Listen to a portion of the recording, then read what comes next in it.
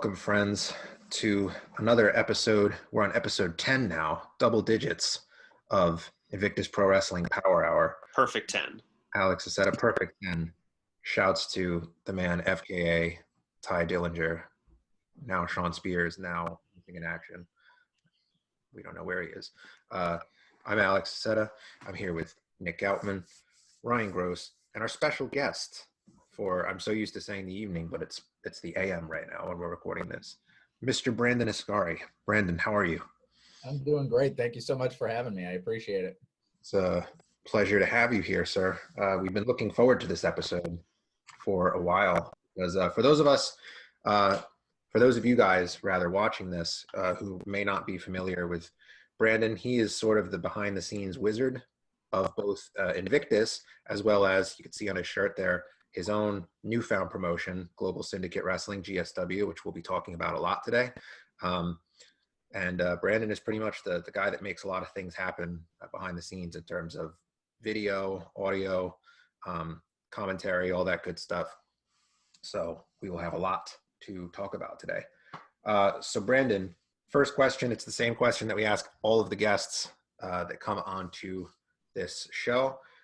How did you first become a fan of professional wrestling? I was, about 11 years old. I was just flipping through the channels on the TV looking for a new show. And this is 2005. And I stumbled across Raw. And it was a promo between Batista and Triple H, I think, when they were doing when one of them was going to SmackDown or something, and they're in the middle of their feud over the world title. And I just remember, I'm like, oh, this is really interesting. I kind of want to see these guys fight.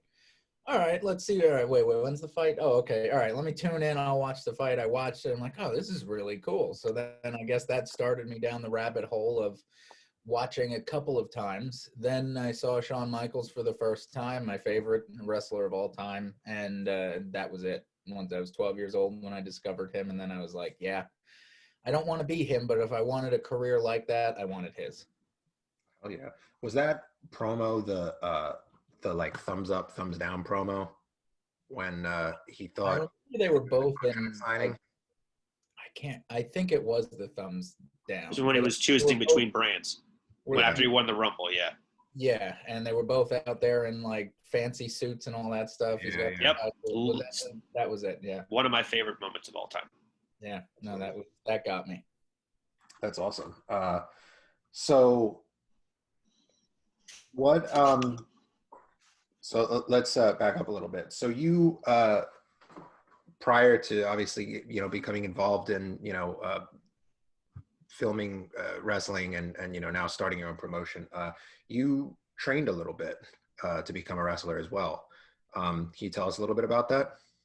So I used to play this card game called Yu-Gi-Oh! It was an old kids card game. Still to this day, it's, once in a blue moon, I go to Target. I'm like, I'll play it once in a while. I used to go to tournaments multiple times a week. I was obsessed with the game as a 12-year-old kid.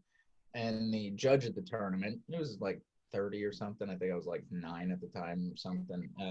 And I knew of him. And then one day when I'm 12, he comes in with a heavyweight championship belt. Literally like 2 months after I decided that was my dream to be a wrestler.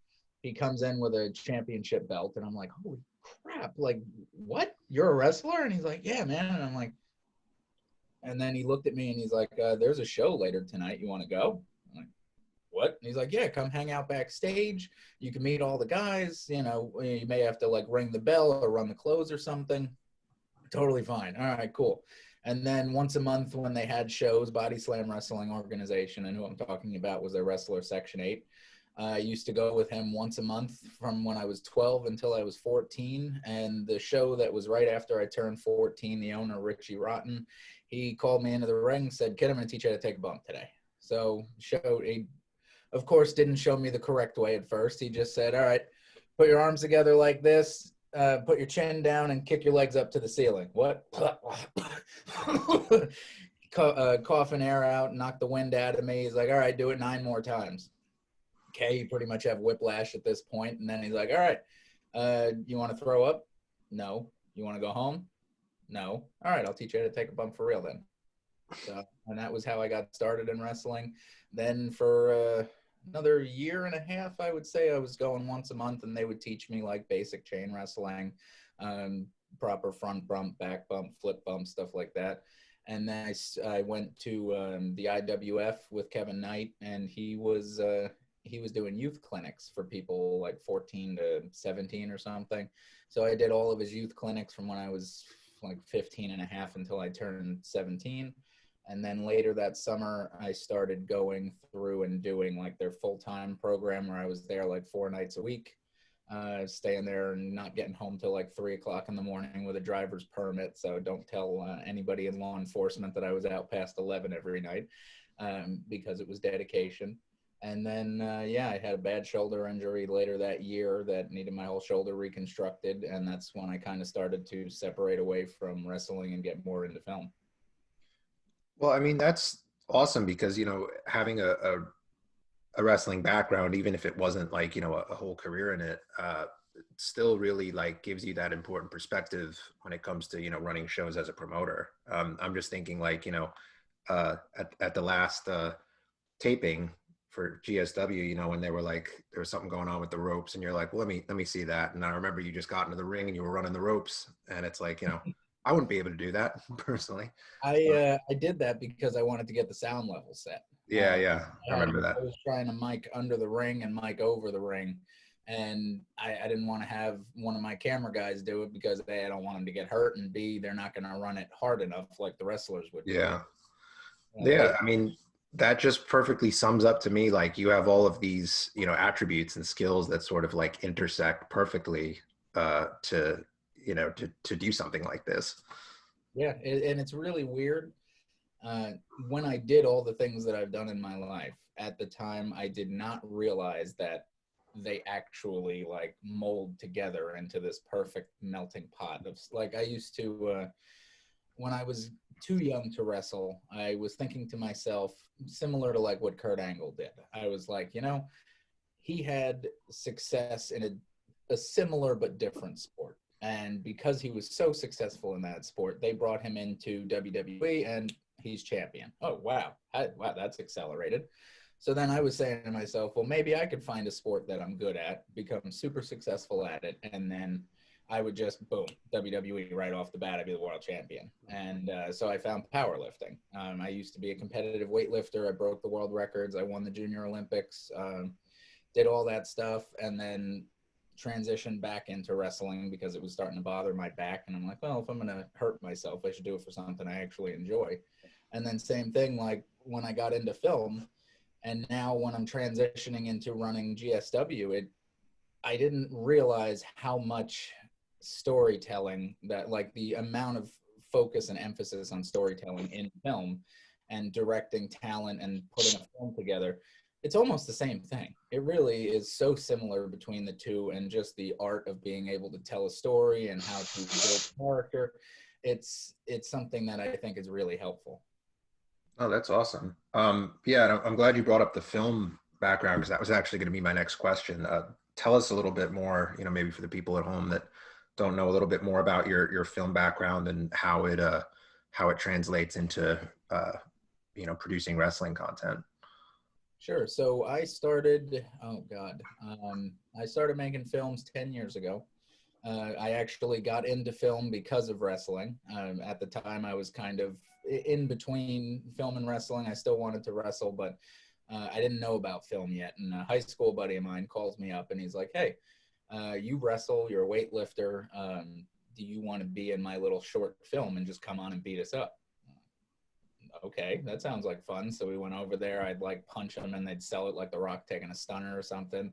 And it was the stupidest thing you could ever imagine, but it was a lot of fun. And I'm like, all right, this was pretty cool. Let me buy a camera. So I bought a little DSLR and I started shooting like fight choreography scenes, like minute-long little like action scenes that I'd throw sound effects on, just using like my choreography knowledge from wrestling to try to put together a fight scene. So I started releasing those on YouTube.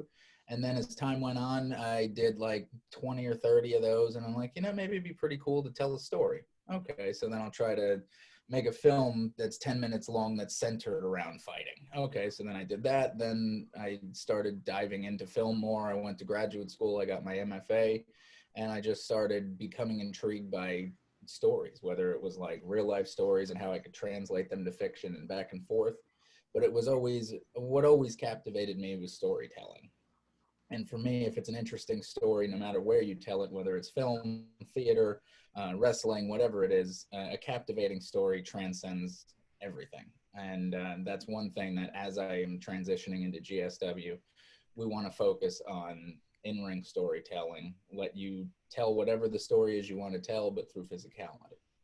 Absolutely. And I don't think, videography is one of those like very, for, the casual fan watching, it's one of those very like underrated elements of wrestling, like it's one of those things when it's good, you don't appreciate it.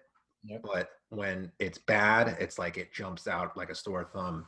And you're definitely one of those guys, like you get it through the fight choreography and everything, how to really capture that, like you said, storytelling aspect of it. And I think proof positive is the social media tournament that we've been running.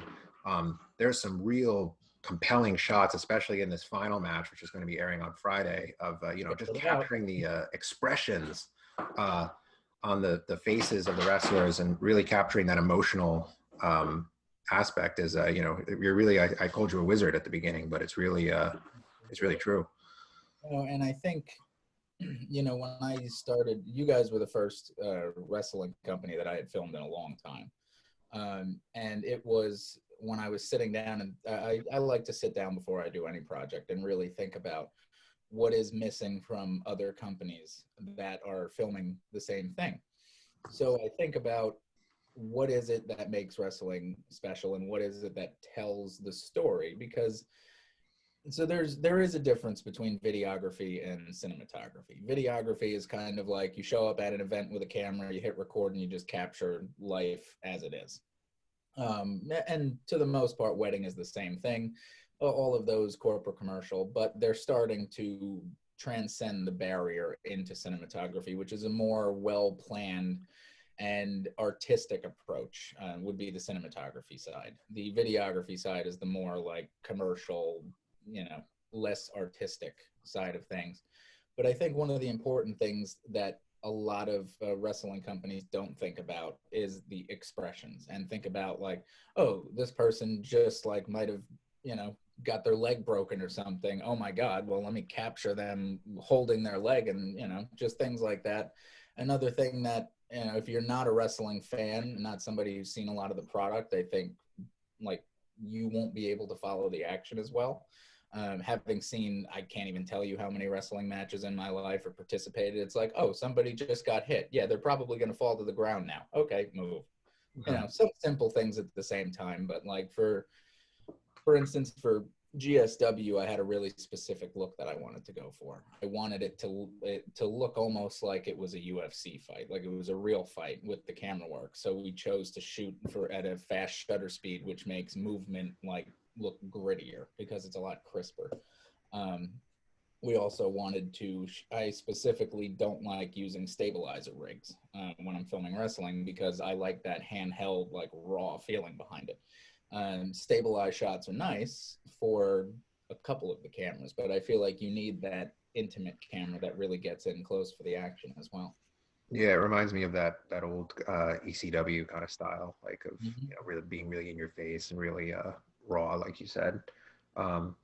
So we talked a little bit about like how all of these interests and passions of yours sort of intersected when it came to actually starting GSW. But what I want to know is, what was the actual like, what sort of made it click and made you decide to take this plunge and start your own company?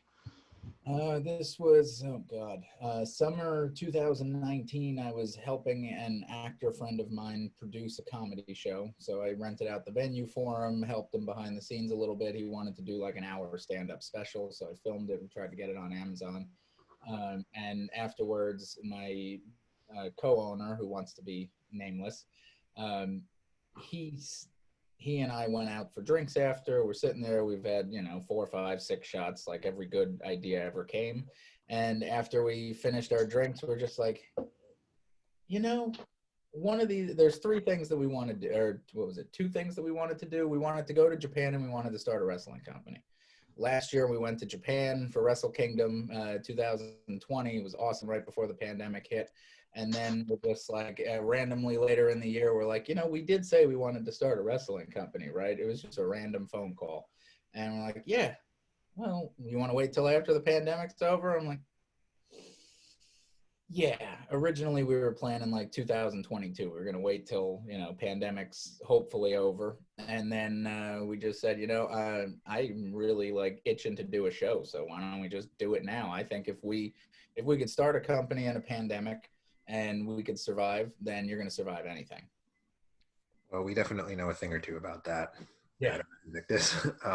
But I mean, props to you guys. We were there for, the first taping that you guys had a couple weeks ago, and it's really come together very nicely, and it's a testament to your guys's determination and professionalism. So thank you. Credit where it's due. So what is kind of your vision for the GSW product going forward? There's a lot of other wrestling companies out there, both on the independent scene and then also now in the bigger leagues. So what is your vision? What's going to set GSW apart from the other products that are out there? Right. I think a wise person once told me, and I hold this true today, is that specialization spells success. Having a niche is what's going to set you apart from everybody else. So we look at, and ultimately we want to create a product that we're interested in. And it's the same thing when you're creating a film. Don't make a film for anybody else other than yourself. If you make the movie you want to see, then your passion about it will translate to the audience. So for me and the guys that I have working with me, we are all hardcore, diehard, pure Reisu, Kings Road, All Japan, modern day pro wrestling, Noah, arc style wrestling. Could also be like Smoky Mountain 80s wrestling style. And it's not that common in the United States now. So being able to take a style that's not too well known in the United States right now and representing that, where it's longer matches, it's a little bit more hard hitting and a little bit more of a focus on the in-ring as opposed to the promos and the backstage stuff. And it's not to say that none of that will happen in the company. It's just that we have that focus on in-ring action, and a certain style to the pacing and so on and so forth. And I think that is what will set us apart, hopefully, in the viewer's eyes. Definitely. I mean, I'm a big fan of that style as well. We've talked about old school pro, like the Kings Road, just hard hitting action, and it really is something that gets lost in translation a bit. Over here stateside, there's a lot more emphasis on some of the goofiness and the silliness, and on one hand, like the businessman in me understands it because you have to tap out to that casual fans, but at the same time it leaves the more hardcore fans wanting more of that.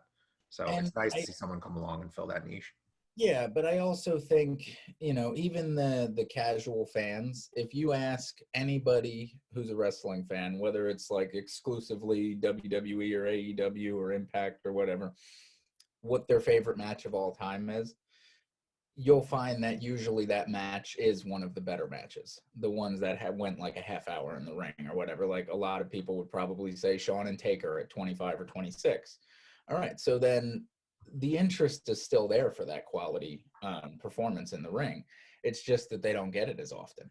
So I'm not necessarily sure if it really pinholes or whatever too much for the company. I just think that the opportunity hasn't been there as much, and I think that it's something that fans might appreciate. I don't know. Yeah, no, absolutely. So that kind of segues nicely into my next question, which is, so how did you go about booking the card for your first show coming up, Inception? Surprisingly, emails and phone calls, and it just so happened that people were interested. They were available. I will say it was rather expensive, but it wasn't anything different than like doing a casting for a film. You reach out through email. You go on their Twitter, it's got their booking email or their Instagram or something. A couple of them have like a talent agent or something, so you get a phone number. A couple people that we had booked, like for instance, like a Hammerstone or a Shawl or something, they may have somebody's phone number, but it was very easy getting in contact with the people. And as far as like actually choosing who's going to be on the show or who you're going to reach out to, is there any sort of criteria, like any sort of like stylistic things that made certain people more like better choices than others, in your opinion? I have one friend who I've been friends with for about 15 years who runs one of the largest Japanese wrestling Facebook groups. I got him started like 12 years ago on Puro, and he has not watched anything in America in like 10 years now. So I usually default to him. If he's heard of somebody nowadays, then in America that's good, then that means they're good and they work the style we want. But for us, it was more about, can you go in the ring? If you can go in the ring, if you have any sort of following behind you, that's cool. We'll work it out. Hammerstone, for instance, I saw his match. Somebody told me about him, said, hey, you should check this guy out. I think he fits in your style. I saw his match against Go Shiozaki, and I'm like, all right, if this guy's going in the ring against Shiozaki, that's an obvious choice for our company. Austin Aries, I mean, that was, come on.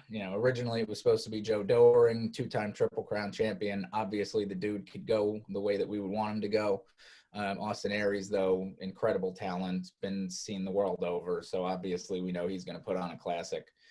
Diana, obviously one of the number one women's wrestlers in the world right now.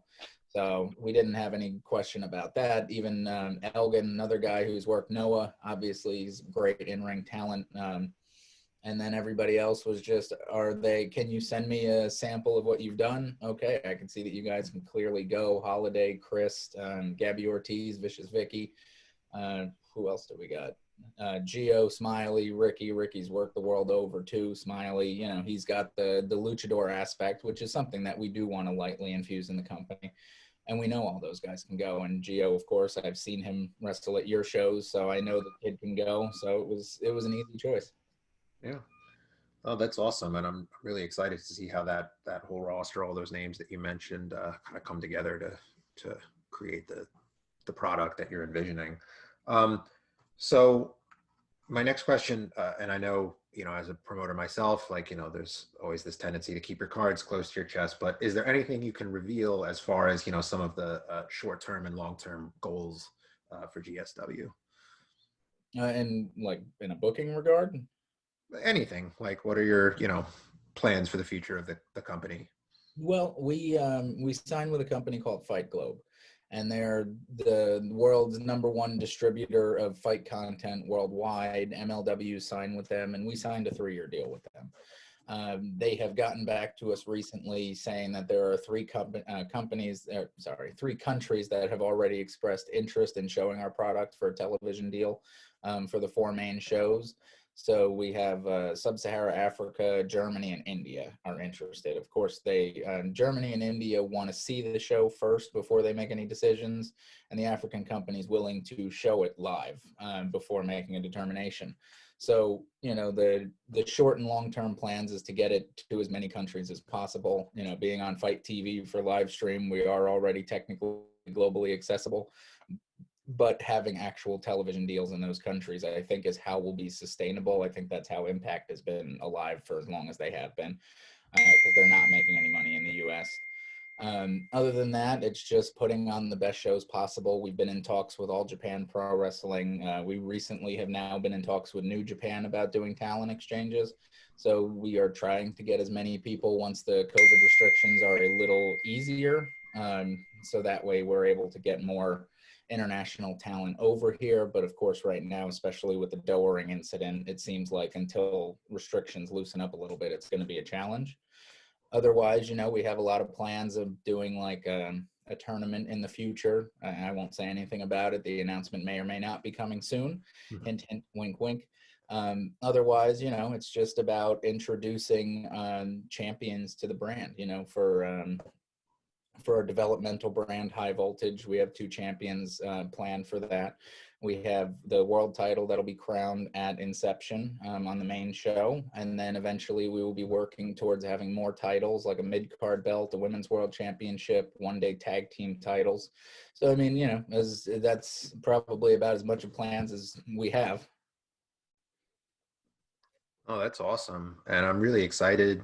As we've been seeing with AEW recently, great things happen when different companies, come together and collaborate. And, obviously the situation right now with COVID and the restrictions are inconvenient, but at the same time, it really gives you guys an opportunity to sort of hone your own, your roster and develop your talents so that when, those restrictions are lifted, you're going to have something worth showing to the world.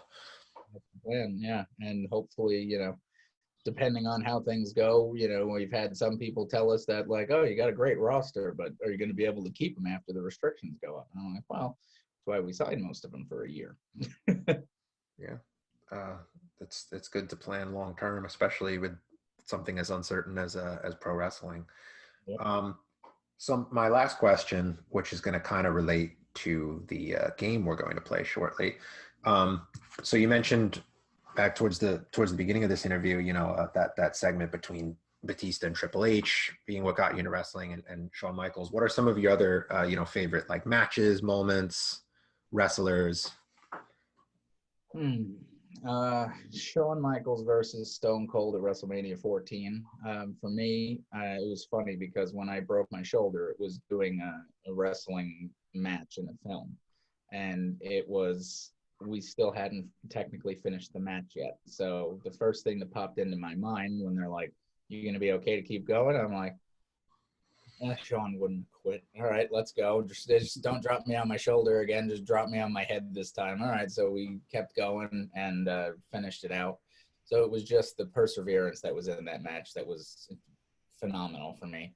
Otherwise, like any of the King's Road, Four Pillars of Heaven or Four Emperors of Heaven arc in All Japan, that was one of my all-time favorites.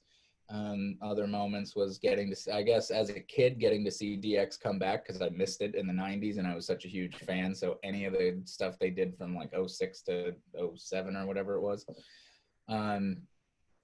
Yeah, that's probably what comes to mind first. Oh, that's awesome. Yeah, I could tell, just from that you're a real devout fan, and that's going to translate to your company, I think. So more power to you. So those are all my questions, Ryan. I don't know if you had anything else you wanted to. Well, yeah. Just probably like what would be your dream match to book, Brandon? Oh boy. One of my favorite matches to book before either of them kind of step out of the limelight, even though it's happened 20 times, would be Nakamura and Tanahashi. Get them back to do one more. That would be amazing. I would love to book Miyahara against anybody. I don't even know. I mean, to be completely honest with you, one of my dream matches still would be Hammerstone and Doering. I was really excited about that match before that fell out. So that still is like, I was happy because Doering, as soon as restrictions lift, he's willing to work with us on whatever dates we have available that don't conflict with Impact. So, in the video that he posted, and I'm thankful that he said it, whether Hammer wins the title or not, he still wants his fight with him, and I still want to make that fight happen. So it's going to be really awesome. That honestly, even more than like my favorite wrestlers being able to book them, I want to book that match. For sure. So usually this is the point in the podcast that we do some fan questions. However, Nick has left us for the time being to attend the meeting, and he has access to those. So we'll come back to it. Yeah. And we'll go right into this game. But this is the way that this game is going to work. Obviously, you are the booker and promoter for your own company. So we're going to put your booking skills to the test right now with this game. So I have on my screen a list of 50 wrestlers. All right. And it's a numbered list. So what you're going to do is you are going to choose, without seeing the list, you're going to choose 14 numbers between 1 and 50. All right. And Ryan, would you be able to keep track of how many he's picking? How many numbers he's picking? Gotcha. So what you're going to do is after you've chosen those numbers, I'm going to reveal to you the names of those wrestlers that you have chosen from the list. You are then going to take those wrestlers and you're going to book a 6-match card using those names. Now, the reason we said 14 instead of 12 is that you're going to have one tag match on there. Ah, okay. And then the other caveat is that one of the matches has to have a stipulation. Okay, so like a Hell in a Cell or a steel stipulation that you'd like, yeah. Gotcha. And I'll keep track of it on my computer. So Gotcha. No, I'm just gonna write it down so I could come up with my booking plan. I like this. This is gonna be fun. Yeah, and there's some. I will say right now, the list I purposely came up with it. There are some iconic names on this list. There are also a few stinkers on there as well. So you're gonna have to make the most of what you're given. I hope I know who all these people are, but that's okay. All right. So I just start picking numbers, right? You just start picking numbers between 1 and 50. All right. Okay. So 2. All right, hang on. Because I'm gonna be highlighting each one so we know who it is. All right. 28. Now, is that the match, or are you just gonna? No. I'm gonna give you all the names, and then you can kind of arrange them. Okay. 7. 43. Hold on a second. Mm-hmm. You good? Yep. All right. 35. 1. 50. Let's see. 46. 32. 9. That should be 10. And then let's see. Do number 4. 39. 41. Last. What, one more? One more, yep. All right. Why not 27? I hope this is a good list. Do we get to see the whole list? Yep. We'll show you the whole All right, list. awesome. I'm going to share my screen right now. Good. Are you ready to see the roster that you have at your disposal, Brandon? I'm excited. Let's do it. It is. I will say right now, it is all over the place. I hope it's better than the one I have for my show. Oh, I think it is. Good. I mean, not to sell your roster short. Oh yes, I got Misawa. Oh, this the highlighted names are the numbers that you've chosen. Oh boy, this is a really interesting card. Yeah. Man, why didn't I say 47? I could have gotten Punk instead of Andre the Giant. Crap. Okay. I will clarify that will, just for the sake of making it easier on you, this is like 70s, 80s, like New Japan Andre, like when he can actually go, not like WrestleMania 3 Andre. All right. I mean, I have Hogan and Andre the Giant. It did draw the highest TV rating ever. I should just do that. Now, I guess I'm doing an intergender match. This is going to be fun. Oh, that would be interesting. Alexa Bliss and Andre the Giant. Well, you do have 2 girls on there.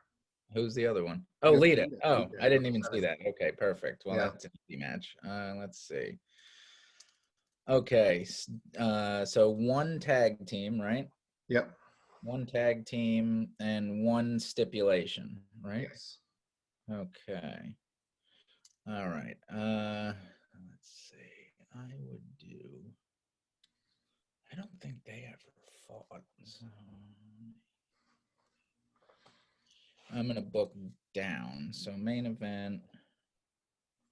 Can I take a minute to do this? Yeah, sure. Take as much time as you want.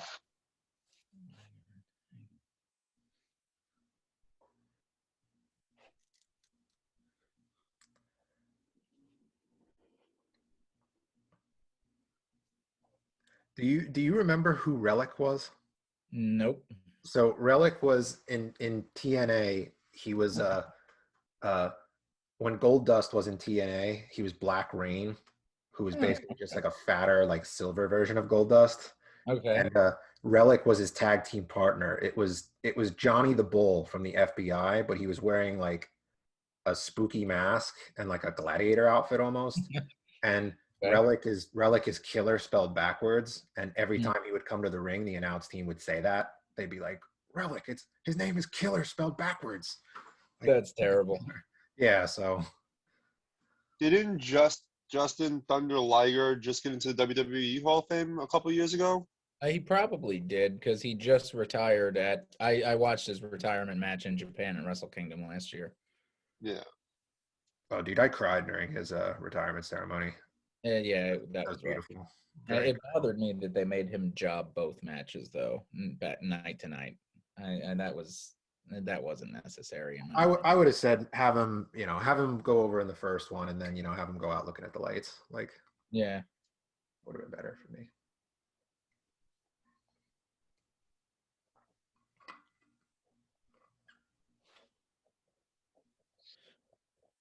This is gonna be a long show.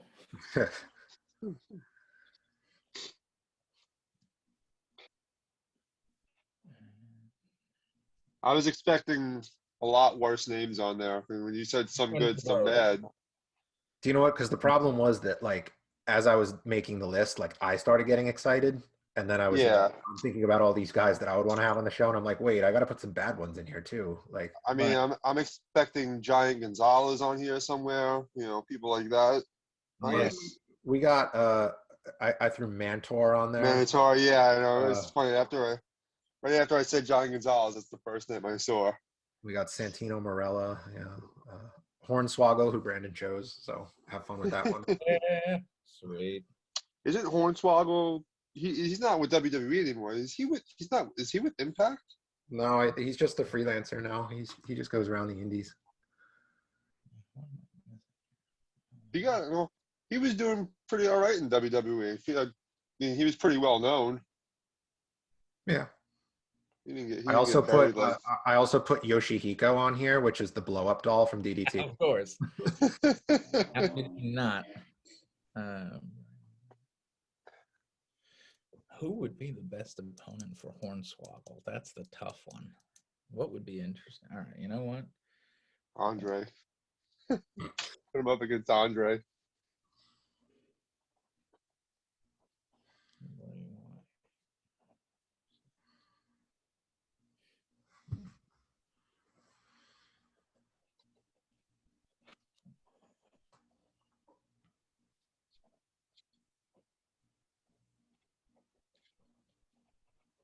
Do I need match times too? No, we're not going to go in that far detail. Okay, so do you want to start with the main event down or the first match and up? Let's go in the order that the matches would be in on the show. Okay, so first we'll open with Roman Reigns and Hornswoggle. Nice. Then we're gonna go to Bret Hart versus Bray Wyatt. Then a tag team match of Hogan and Stone Cold versus Andre and wait, hold on, I messed this up. I have Bret in here twice. Am I missing somebody?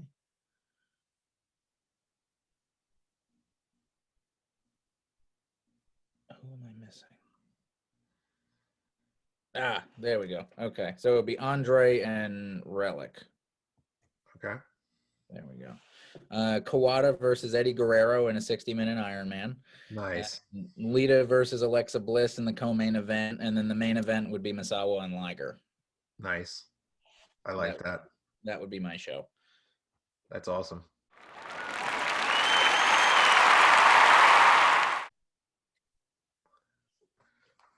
What would you do differently? No, I mean I would agree with most of those. I think I might tweak a few things. Like for example, I think if we're going full comedy, I would either have like a Hornswoggle versus Andre the Giant or Hornswoggle versus Relic. That would have probably been better. But otherwise, yeah, maybe I like the idea of an Iron Man stipulation. Maybe it might be interesting to swap out Kawada for Misawa. So then it would be Misawa and Eddie in an Iron Man. Which would also be really good. That would be great. Yeah, the default was Misawa and Kawada, but I'm like, I'm not going to do that match because they've already had it. Yeah, I was going to say any combination of Misawa, Bret Hart, Eddie Guerrero, and Kawada would be incredible. Oh yeah. Yeah. So there you have it. That is some solid booking, and Yeah. I might have you send over just a list of the like picture of the list so that we can splice it in there so that people can take a look at the card. Yeah. We can do that after. So that has been our little booking game of the week. So now we are Now, going to go. Nick, the fan questions. Nick's still not with us, unfortunately. So you know what I'm going to do? I forgot to pause the recording in between the questions and the game. Usually I do that, so it makes editing easier.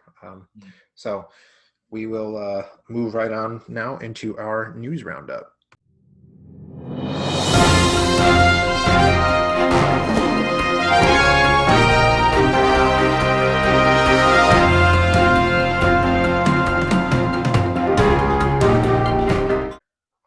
Welcome back, folks. It is now time for our news roundup where we discuss all of the latest goings-on in the wacky and wonderful world of professional wrestling. Biggest news item this week, the forbidden door has been opened. And I have not popped for something in wrestling that hard in a very long time. This past week, at the end of Dynamite, a hooded figure rushed the ring, attacked Jon Moxley. That figure removed their hood and mask to reveal that it was Kenta from New Japan Pro Wrestling, who is also the #1 contender to Jon Moxley's IWGP US Championship. So this now we would be led to believe is the beginning of a potential partnership between New Japan and AEW. And as internet users were quick to point out, on Wednesday, there were contracted wrestlers from Impact, NWA, and New Japan all on AEW Dynamite. So for me, it's a very exciting time to see the potential for all these companies working together. But I would love to know your guys' thoughts on that. I think it was really interesting to see Kenta go over there and make a debut. I'm really excited for the Moxley Kenta match. I assume that's being filmed in NJPW Strong because it's not. I think Moxley can't get over to Japan right now, and just the partnerships in general, I think is very interesting. But as a booker, I'm not huge on like company buyouts and stuff like that. I think talent shares and stuff like that are about as deep as I would want things to go between the companies. But otherwise, it's always cool to see your favorite star from this company go up against your favorite star from the other company, because that's how dream matches happen. Oh, absolutely. And yeah, I mean, just in terms of like you were saying earlier, those big epic matches with work rate and stuff that we don't get a lot of, unfortunately. With WWE and the like. Now we have the possibility of that happening because we have workers in AEW that definitely can go in the ring. We have workers in New Japan, obviously, who can go in the ring. So there are possibilities. I don't want, like you said, I hope that the partnership's not overexposed. And right now, due to the travel restrictions, I don't think it will be. But it definitely did. It served its purpose, which was to generate hype for this Kenta Moxley match, which is going to take place at the New Beginning in USA event, which is going to be at the end of the month, I believe. I think so. Yeah. So I'm really excited about that. And then the other sort of news item is we're now a week removed, a little over a week removed from Edge's Royal Rumble win. So he has been very active on WWE programming this past week. He was popping up on NXT, which was crazy.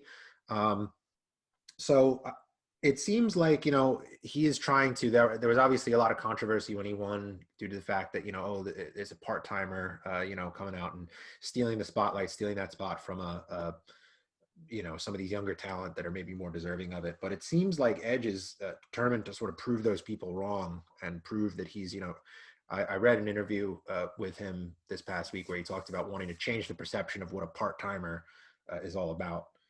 So I'd be curious to know, your guys' thoughts on that.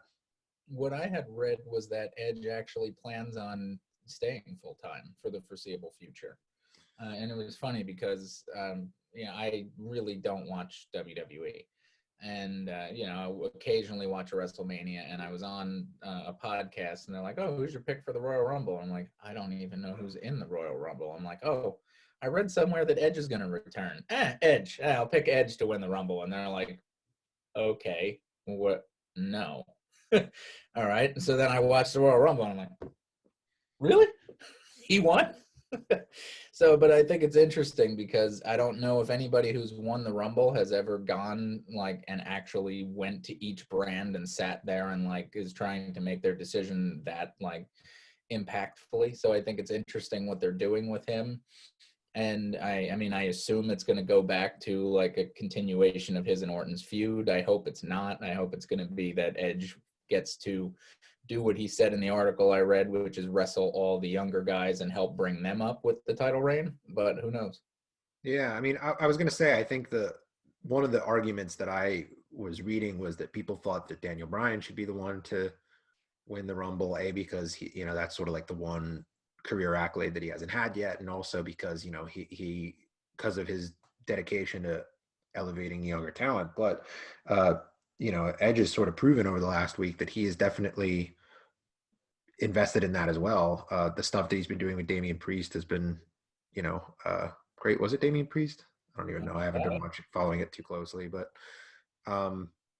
anyway, he is sort of like, as a veteran, he kind of has that Midas touch where, anyone that he works with, anyone he interacts with on TV is going to, their stock is going to go up as a result.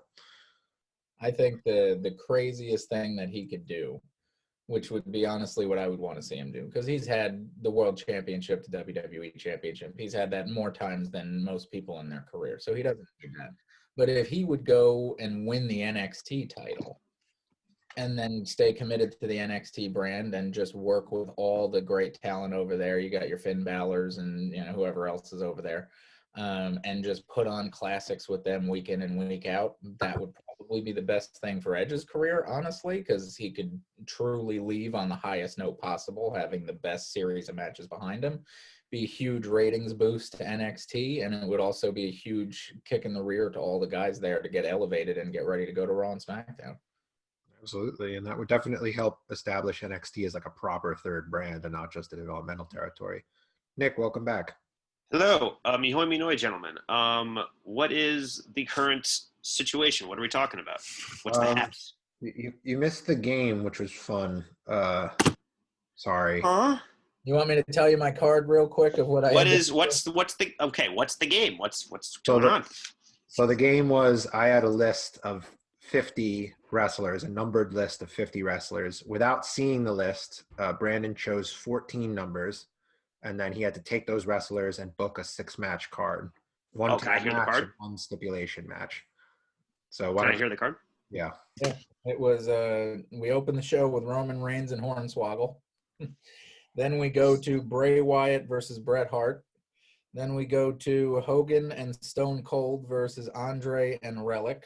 Then we have Kawada versus Eddie Guerrero in a 60-minute Iron Man. Lita versus Alexa Bliss. And the main event would be Misawa and Liger. Solid. I don't mean to interrupt. I know you guys are guessing this is the news round. Yeah, this is the news roundup. We're talking about Edge. Do you mind if I just go through my question and/or questions on the sides? Yeah, I was going to say we'll come back to that. Okay. Yeah, but I mean, I think we've pretty much touched on everything in terms of Edge coming back. We're talking about Edge's role, his appearances on WWE this week, and sort of like how he's kind of changing the perception of what like a part-timer or a veteran like should be doing. He's obviously been very active, and he's been working with a lot of the younger talent, sort of bringing them up. Mm-hmm. Just if you had anything else to add on that before we move on.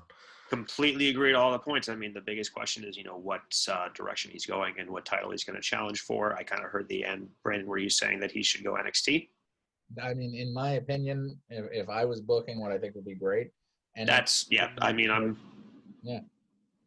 I completely agree with you. I think it's a star-making thing for Finn. I think it's a ratings boost for NXT.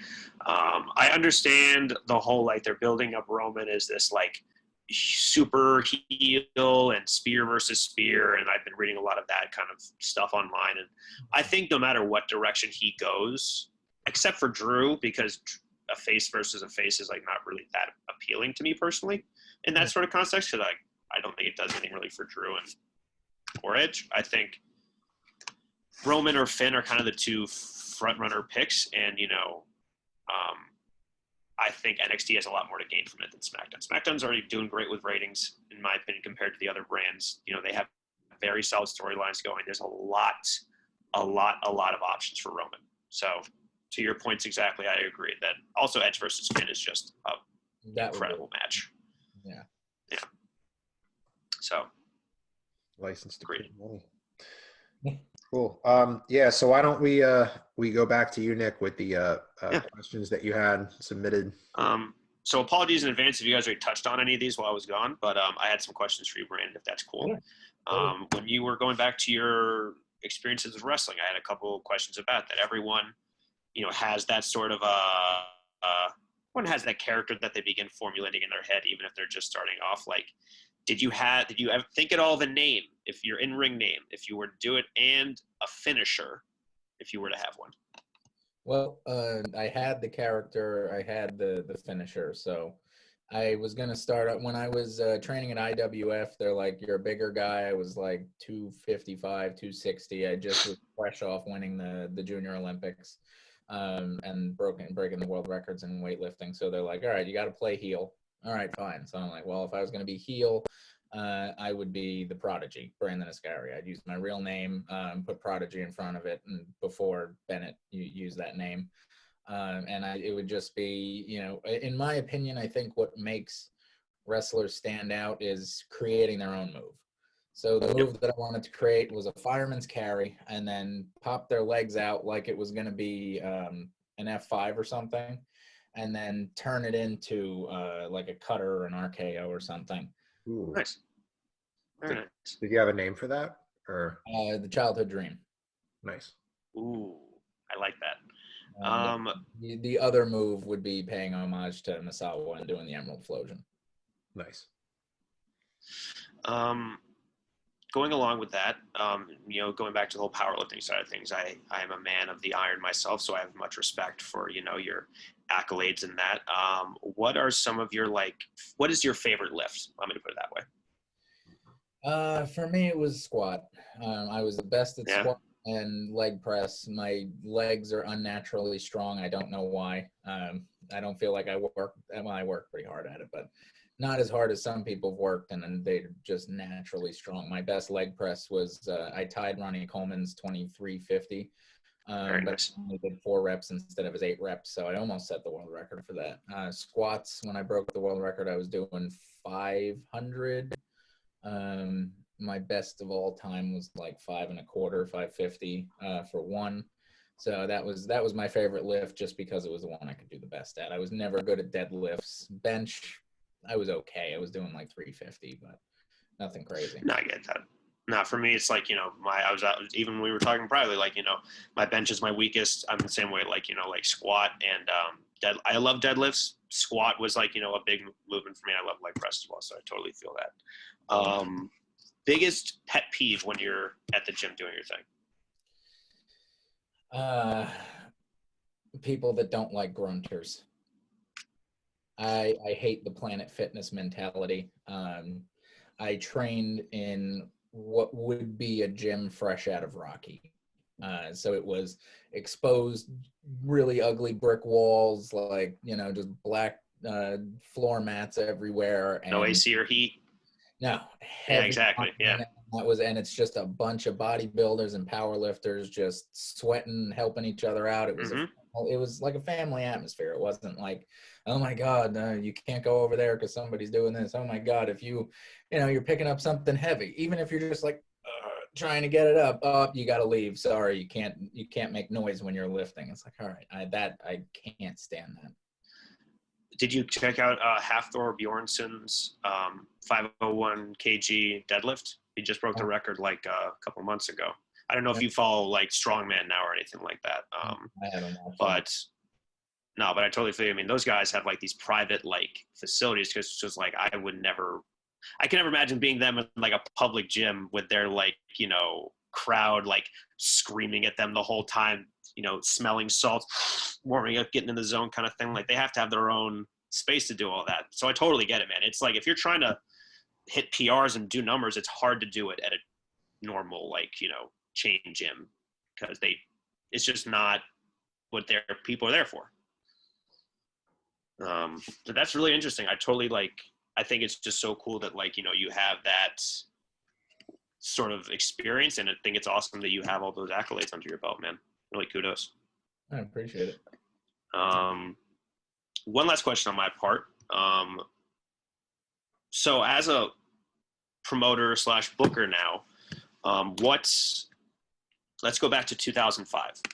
You see that kind of like era, that time as a fan. Say you were given the keys to a new promotion. Who would you want booked on your card? You back then with all the talent that was around at that time. That's tough. I believe Mike Awesome was still around back then. I don't think he passed away yet. I would take him, and this is who I knew at the time. Him, Masato Tanaka, Shawn Michaels, Chris Jericho, Kurt Angle, AJ Styles, Joe Daniels. Who else? Gotta say, TNA back then had some great talent. You have to throw some of those guys in there. Jeff Hardy, I think Sting.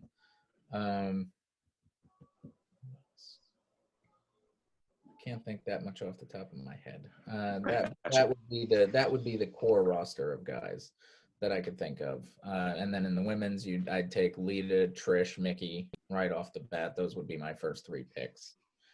Because they were really the first divas that I remember that could really go and actually have a great match. Who else? Yeah, I mean, if I knew of like Misawa and Kobashi and stuff, I didn't know about them at the time. So if I knew of them, obviously I'd pick them. But since I didn't know them, I'll leave them out of that list. But yeah, so that's who I could think of for now. I realize I say this one too. Like, as a guy who does film, what are some of your like favorite movies of all time?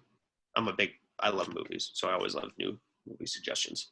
It's interesting. For wrestling, I'm a huge fan of Japanese style wrestling. For films, I'm a huge fan of Korean films. I find their movies to be the most interesting. For me, a good movie is a character-driven story. It's not a plot-driven story. I think it's a big difference between the two. One is there's just people that are in here and plot things happen to them throughout the movie, which can be entertaining, but I prefer where you have really unique, well-driven characters. So there was one, what was the name of the movie?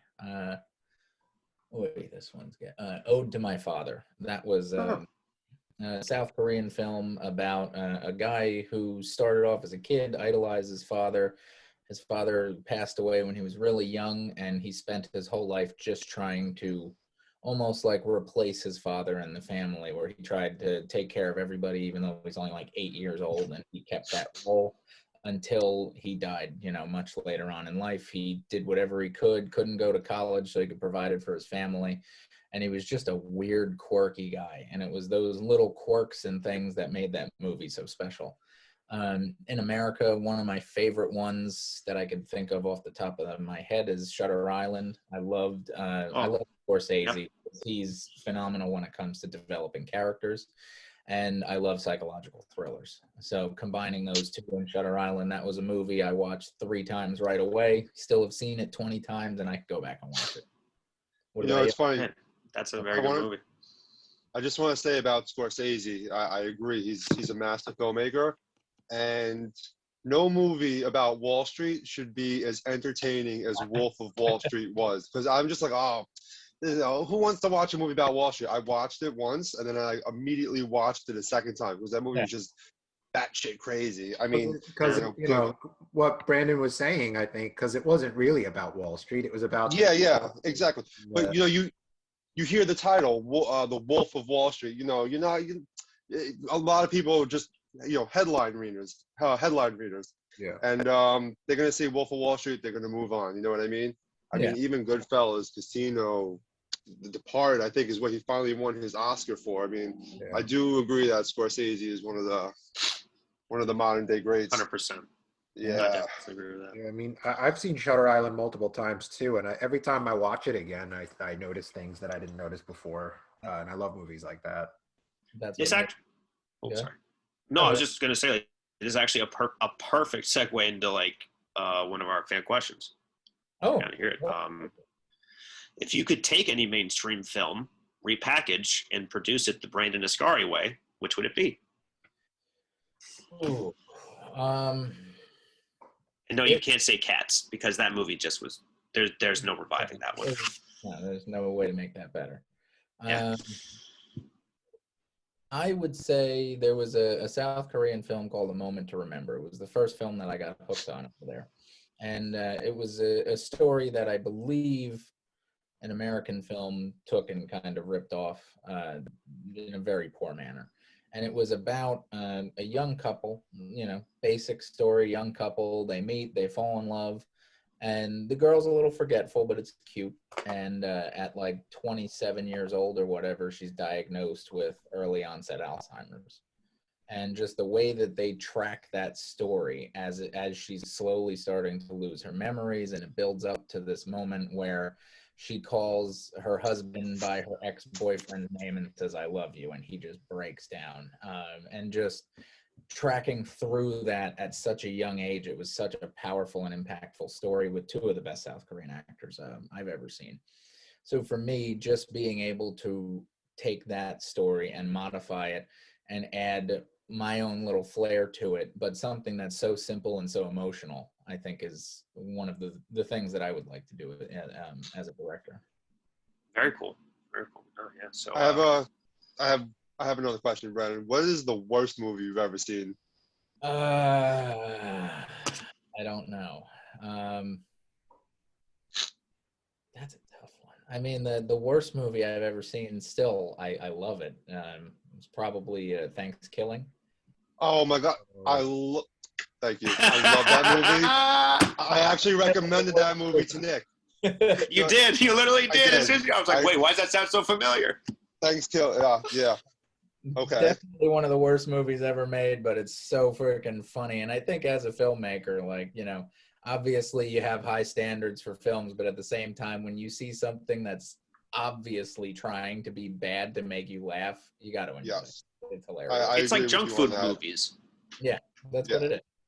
Yeah. But yeah, no, that's it on my end. Thank you for the great film suggestions. I'm gonna have to check some of those out. Yeah, please do. Yeah. Any more? Hey, Alex. What's up? Any more? Good on my end. That's it. Good on mine. All right. Well, I think that's pretty much it for today. I want to be respectful of everyone's time. I know you have your GSW business to attend to. Brandon, before we sign off, any social media presence anywhere we can follow you and the latest of GSW? Yeah, so we are all over social media. Twitter is at GSW_pro. Instagram is at GSW Pro. Website's GSWpro.com. We have a Facebook page, Global Syndicate Wrestling. We're on Fight TV at GSW Inception. You can't type in Global Syndicate Wrestling for some reason. So GSW Inception for the live stream link, and we're on Eventbrite for tickets, Global Syndicate Wrestling. Awesome. Be sure to check that out, guys. And for all of us here at Invictus Pro Wrestling Power Hour, for Nick Goutman, Ryan Gross, and our special guest, Brandon Ascari, I'm Alex Aceta. We will see you guys next week.